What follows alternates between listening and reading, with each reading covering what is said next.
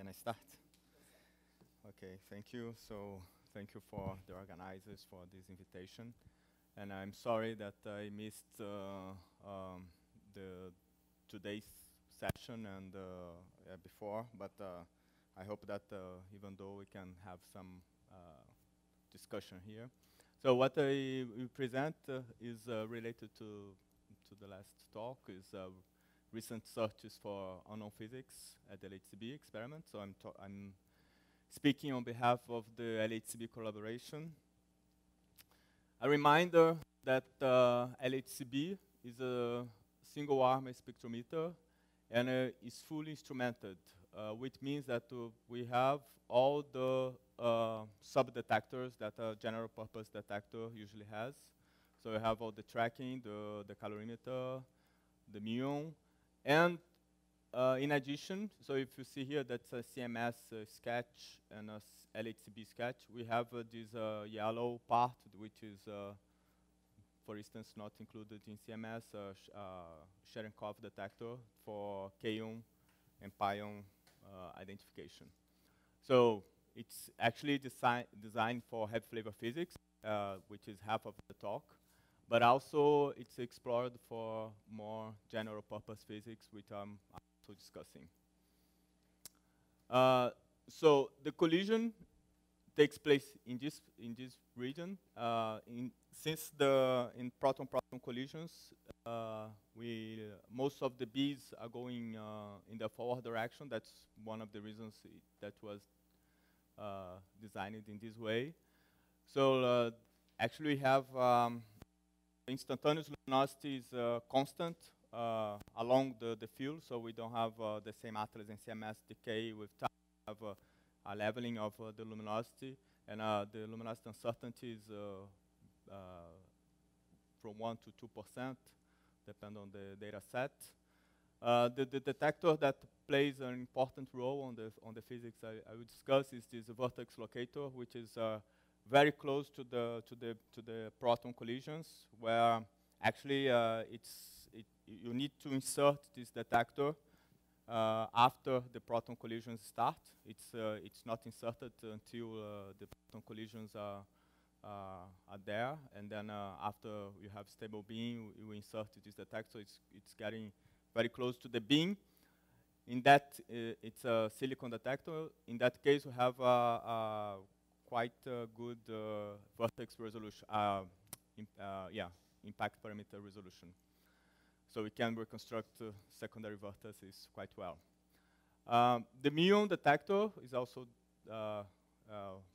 performed well with 95% efficiency for 2% mis-ID. And we have the Cherenkov detectors, where we have kaon and pion separation, basically. That's one of the main reasons, where the efficiency for kaons is 95% for a mis-ID of 5%. So that's one of the important things here. And the tracking resolution, momentum resolution, is from very low momentum, is also one of the best. So that's the main features of the LHCb detector that we explore for doing this, the physics I will discuss. We have, so this summarizes what the data we took since 2010. I will discuss only run one, but with prospects for run two. And we are here in 2017, right? The red one. And we have about one inverse Fenton-Barn for 2011, 7 TV, 2 inverse Fenton-Barns for 2012, 8 TV, and run 2. Now probably it's not updated, but since I should have updated the proton-proton collisions already finished. So it's about 4 inverse Fenton-Barn for 13 TV. Okay, so we have a hardware trigger, the same kind of trigger that I have a hardware trigger so far with hadron muons, electrons, very basic cuts. And then we have a software trigger where we reconstruct the secondary vertices. We have like a topological bihadron trigger where we can select better the events which we are going to discuss here. So I will discuss 2 points in this talk. We have these dark sector searches where we include dark photon and long-lived particles. So this is motivated in order to to search for dark matter candidate, and trying to see if it really has something to do with standard model. And we have the red case where unknown physics can be visible since the standard model is suppressed in this, since standard model, standard model suppressed is the case. So I will discuss the R K star and R T star, the latest results for this. So again, just the motivating why LHCb, it's unique coverage to Atlas and CMS. So we have pseudo rapidity that only LHCb can cover. So that's nice. Also, not only rapidity, also momentum. So if you are interested in low momentum physics, if you think that to some your model low momentum is important, so LHCb is also very good on that, since we have a soft trigger and also reconstruction, and secondary and tertiary vertex reconstruction as well is one of the good points. So dark photons. Dark photons, we have this search for dark photon decaying to pair of muons. That's using a new method where the expected number of dark photons can actually be written by the number of observed events you see in data. So it's basically it's basically fully driven search. What you see here is that we have the electromagnetic current suppression factor. That's where we use one of the parameters we set the limits. And we have if you get, of course, there's a caveat that you need to look at for very short lifetimes. So if you look for very short lifetimes, this approach can be used. And actually, this is run-through data. Sorry, that's one of the. That's run-through data, and that was using a very clever trigger where was done in such a way that there is no lower dimuon mass cut. So you basically go from the dimuon mass limit up to any, of course, a higher mass as you want. In this search, we go up to 70. That's why I discussed about the lower mass. So if there is something at low mass, that's LHCb advantage.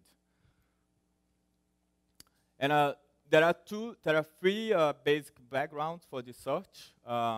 The mis-ID, where the muons are mis-ID by pions, for instance, and also one of the a mis-ID muon and a fake muon with a muon coming from a heavy quark, and that's this blue here. And this is done by using same sign muons. There is a correction for this done in data to use the two muons with same sign, and then you get the template for these guys. You have the prompt muon dimuon that you get in the J psi and the Z peak, where basically everything is prompt dimuons pure. And then you have the heavy quark dimuon, where we use simulation but heavily corrected by data. And what you do is we take templates of a variable which call minimum chi-square, which is basically taking the difference between the chi-square out using the in the chi-square calculation. So that's basically this variable. That's a variable to discriminate between these guys. And we template fit We take the templates from data. We have a template feed. We extract the contribution for each mass beam for this region here. So we see here the whole range of the diameter mass, and you have here a drop here since there is a isolation selection here using jets, well, to improve the background reduction by a factor of 3. Okay, so once you have your data, once you have your background, so you see that it's background dominated.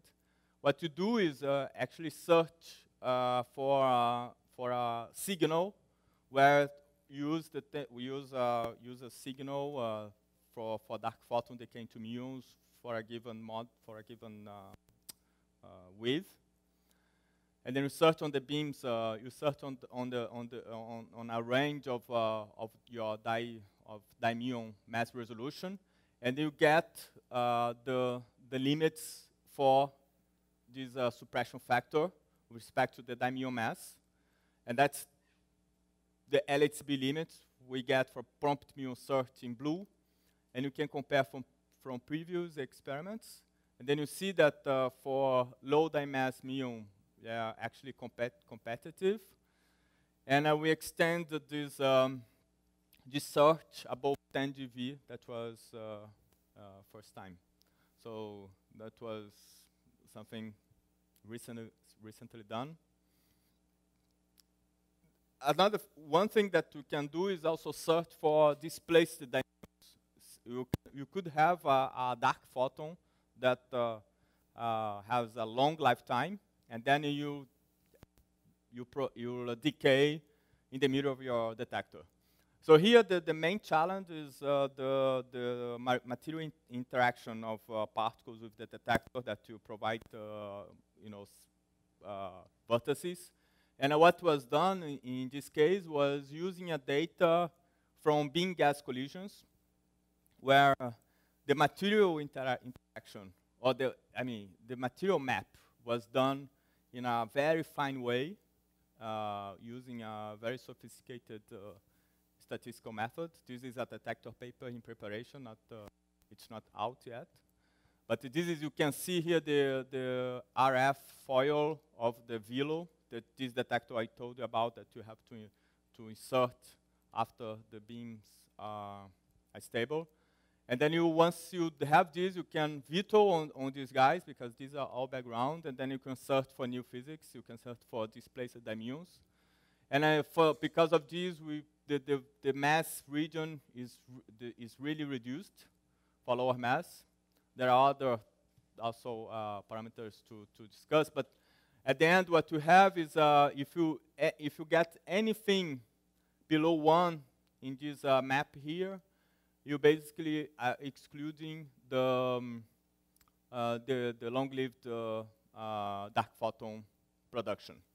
So there is no significant excess. There is an excess here and there, but expected since you are looking for many places. So you basically have these blue areas of search, and this is the first search in the LHC.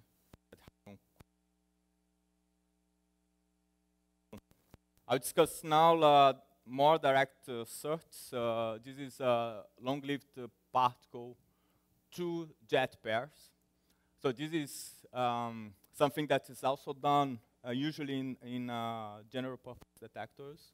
And this is something we are doing at LHCb already for some time. That's the newest search we just released. So here we look for standard model Higgs 125 boson decaying to 2 hidden value particles. So these guys, they have a displaced vertex, and they can decay in any quark, right? But we focus on half quarks. So bees, and mostly bees, but also charms are included. So in this kind of search, here we use run 1, and the reason it's not all the data. It's because we had a very specific trigger, and this trigger is being run now in run 2. So it's of course something that we are going to have for run 2 an update. Because when you include these lines in the trigger, you can really you can really expand your regions and reduce your bias, reduce your systematic uncertainties in your analysis. What we do here is to use several sideband regions to validate a background model. And then with this background model, we fit the data. That's what you see in blue, right? And we fit the data with a background-only hypothesis and a background plus signal. And then we get an upper limit for the signal. So it's quite simple. I mean, it's very complicated search until you reach this point, because all the selection we do on the trigger and on the offline selection is quite complicated. So I'm just moving to this final part, what we fit here. And mostly this is B quark production background. And at the end, so use, as I said, a signal Higgs model, and in this case it's a 35 dV dark pion. And in red here, you see the best fit signal, so you get an upper limit. So you see that the upper limit is given for several dark pion masses. And also, we look, as I said, for CC bar and SS bar decays. So, but most of them are looking for BB bar, and there are no excess in this case. For instance, if you would take, you can always translate this to a branch ratio limit. So if you take a dark pion mass of 50 dV, and if you take of this lifetime, 5 to 50 picoseconds, you can exclude the branch ratio above 30 dV. Sorry, 30%. This is just a slide I have just summarized to say that that's something we are going to continue doing, and that's something that we expect to really go beyond, and we expect to have good progress. Okay. We have the same kind of search for muon plus jets. So in this case, we look for other different models, not only Higgs, standard model Higgs decaying to these particles. We have parity evaluation models and also other simplified MSSM models where we can vary Higgs-like particle mass. And then the approach is very similar. We have, so in this case, we use the full data set since we have a muon. So the muon trigger was there in the run 1 because it was a displaced muon trigger. So that was easier. In the other case, there was no muon in the trigger. There was no muon in the event. And at the end, in this case, we have a more complicated, multivariate analysis. Then you fit again your data with background only and background plus signal, and extract the limits. So here I just show an example. No excess is found. An example is that if you take the Higgs for 120 GeV, this particle that we actually do other masses here, and for 5 picoseconds long-lived particle and a branch ratio of 10%, we can exclude long-lived particle masses below 30 GeV. Okay, that's an example to give. And finally, now looking for a B decay, but that's quite, okay, that's more LHCb decay analysis. Where you look for a dark matter candidate in a BDK where you have K plus dimuon, and where, for instance, you could have here something, some diagram like this. And what we do is we have this multivariate analysis that is basically uncorrelated with the mu mass and the lifetime. So we place a count on this, and then look for look for a peak in the diameter mass. So see here, you see the B candidate, the B candidates. That's the fit of the B candidates. And then when you look at the diameter mass, you exclude the resonance that you, of course, dominate the background. So you exclude these regions. And then you do two searches, is one for less than 1 picosecond and greater than 10 picoseconds. And then you produce a limit setting with lifetime and the mass of this particle. This is can be compared to this panel here, where in this case, you have a variable that goes with the branch ratio of the P plus to this K plus chi, and that's the mix angle. And then you see that this new search actually extended a lot the limits, the exclusion limits, which of course is reducing a lot the space for these models. Okay. All right. So now going to maybe I'm going too fast, but that's good because the conference dinner is just okay. The RG star, and I will discuss the RK star. So the RG star, please stop me if you have questions. So this is a very clean prediction. There are constellations in the prediction, and you expect enhancements due to unknown physics, and there are already some measurements, as you see here, several measurements. You see the standard model prediction is here, and you see many measurements above 2 sigma, even 3 sigma level difference from standard model. So in this new measurement, we focus on the tau three-prong decay. So that's the first time that this tau decay is being studied for this measurement. So that's run 1, but I will show some perspectives for run 2. That's, I guess, was one of the reasons. And the idea is to actually normalize the measurement to a known decay, which is the D star minus 3 pion. And the reason is because you have 3 pions here, 3 pion on the denominator, 3 pion on the numerator, and then you expect that the systematic uncertainty you have, you cancel then in the ratio. That's one of the reasons to do that. And then you use, that was already measured before, you use this ratio. I mean, you know that, so use this K D star to measure the R D star. Okay.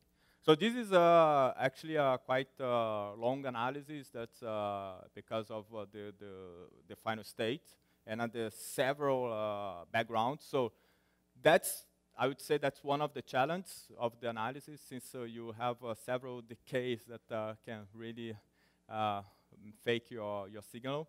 So what is done is that at the end we use a boosted decision tree. It's a multivariate analysis to extract the signal yields. And and the thing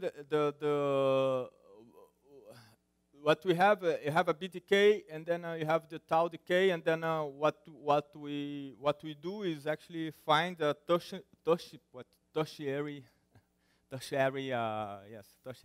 vertex. So we have the secondary vertex here and the tertiary vertex, and we extract tracks, extra tracks coming from this vertex here. So only 3 tracks. This has to be 4 standard deviations. So you have the chi-square of this vertex. You have the chi-square of this vertex. They have to be a 4 sigma away.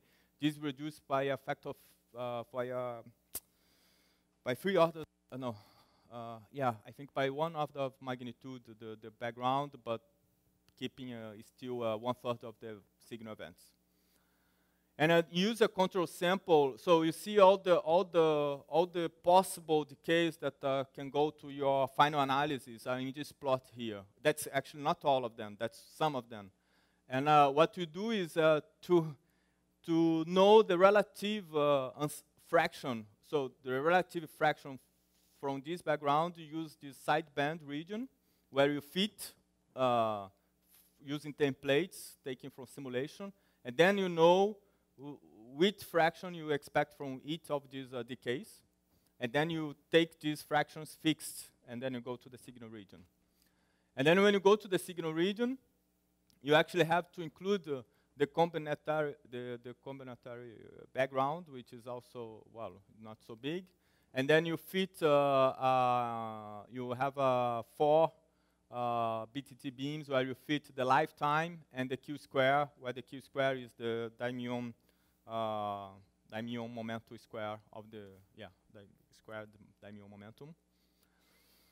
At the end, you have 1,273 candidates. Out of these, you can extract, as I said, you can extract this K star, and with the KD star, and with the KD star, you can extract the RD star. And here you see this measurement I'm discussing, which is a bit closer to standard model, but it's still further away, and it's still in agreement with the previous measurement of RD star. Okay. So one of the main reasons that, one of the main systematic uncertainties is the sample size, the simulation. So that's something we not only LHCb, that's not only this analysis, that's something it's really being improved by, it needs to be improved by in several analyses. And also there are all the backgrounds that need to be included that have this 4% relative uncertainty. So what we expect that for the future, if you decrease these uncertainties maybe by a factor of 2, because we have more data, and then you understand better the backgrounds, and then you can really reduce at least this uncertainty and this uncertainty with more, both data and simulation. And we have other measurements on the way that are expected to contribute in this physics. So the RK star is now there is no 3-level standard model contribution for these guys. So again, if you have an unknown particle here, you could expect a difference between what standard model predicts and what was already measured is 2 sigma away from the standard model. So that's one of the reasons to do with electrons, with muons and electrons. So what was done was a double ratio measurement. So we have the B0 decaying to K star 0 dimuons and B0 decaying to K star electrons. And then you have the ratio of these two, but you do a ratio also with the J psi. So in that way, use the J psi as a control channel to control your systematics and, in principle, reduce your uncertainties. Because then your ratio between muons and ratio between electrons, and muons and electrons are very different for the detector. Yeah, the electrons, they interact in a very different way with the detector compared to the muons because of the mass of the muons are being much larger.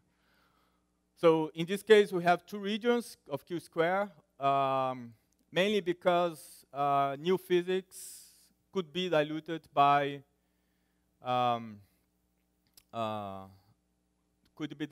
the resonance, and then you just go up to 1.1, and then the higher Q square, the central Q square is basically free of that. And then one of the main challenges of this analysis is the electron Bremsstrahlung. That can be, that's actually that's the reason we have free samples for this analysis.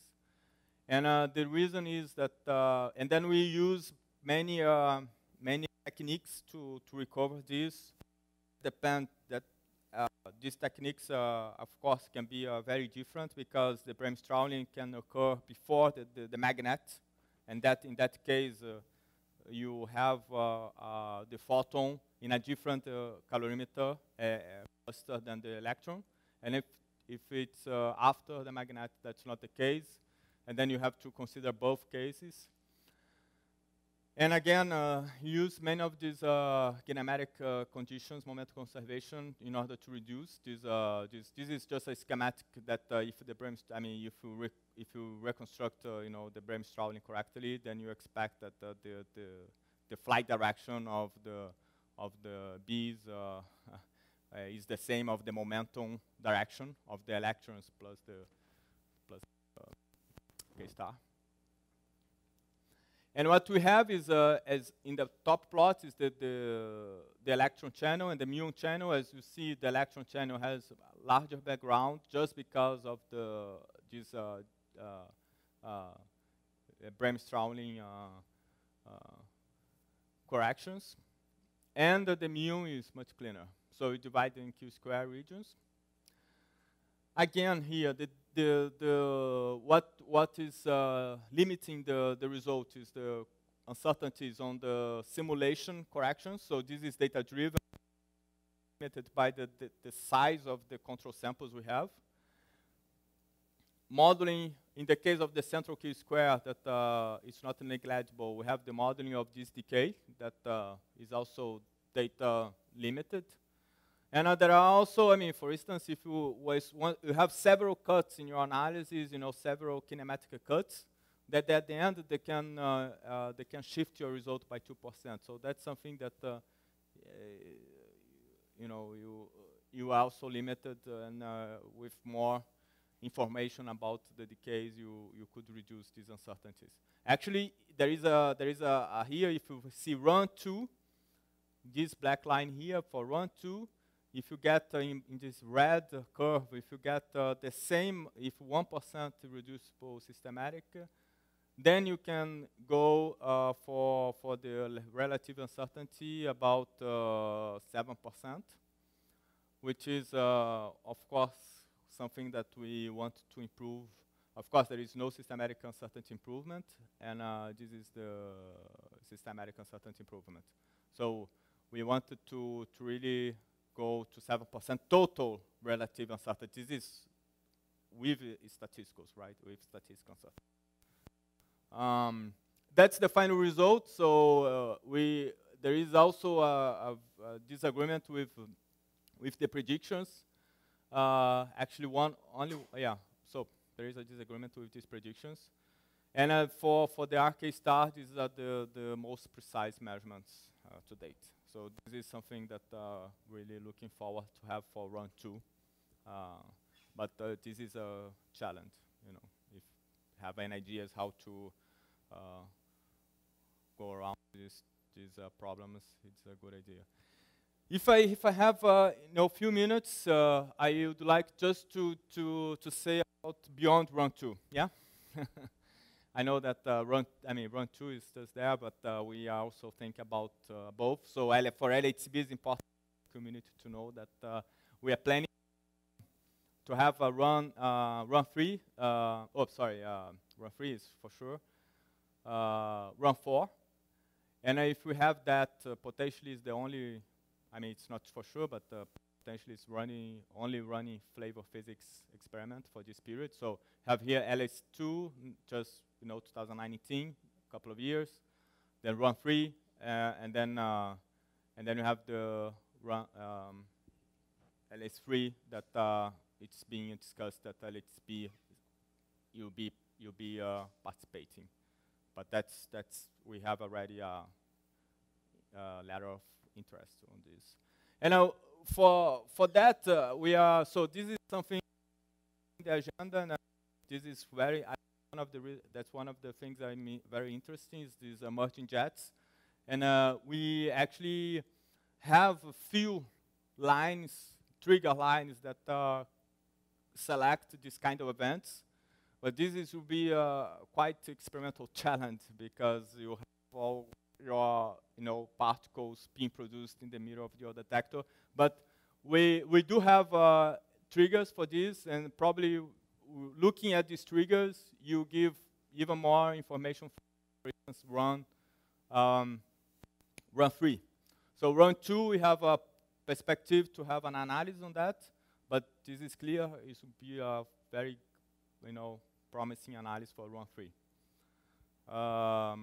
But this is something that's for run 2. That's a plan for run 2. For the long-lived, we do have, as I showed, we have this published analysis, and if you go for run, for the high luminosity, you can extend much greater the exclusion limits. And again, this is something that we are looking at and including the triggers. We are optimistic.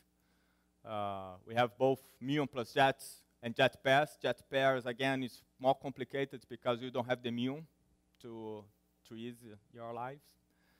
But we are going to do it. And for the dark photons, we are also expecting, if you have, for instance, 3 inverse Ventral-Barnes for high luminosity, we basically could cover, all the low mass region for this search. So in summary, I think I'm good. Yeah, yeah, maybe. But what I'd like to show is that LHCb has this much larger program than I showed here. I just wanted to show the searches that are using what LHCb can do. So there are many other searches that I didn't discuss that are already published. And the searches are using this ability of LHCb, trigger on soft particles, being good to separate primary, secondary, tertiary vertices. And if we expect to collect 5 inverse Ventral-Barnes by end of run 2, 300 inverse Ventral-Barnes by end of phase 2. Then, as I told you, I guess one of the challenges, not only for LHCb, but I guess for every experimentalist, is to know better the detector. Not only as I showed, have the map of the detector, you have to know better your detector, and know better the backgrounds, because sometimes they are really complicated. So looking forward to discuss at the end of this workshop new signatures and techniques. Thank you.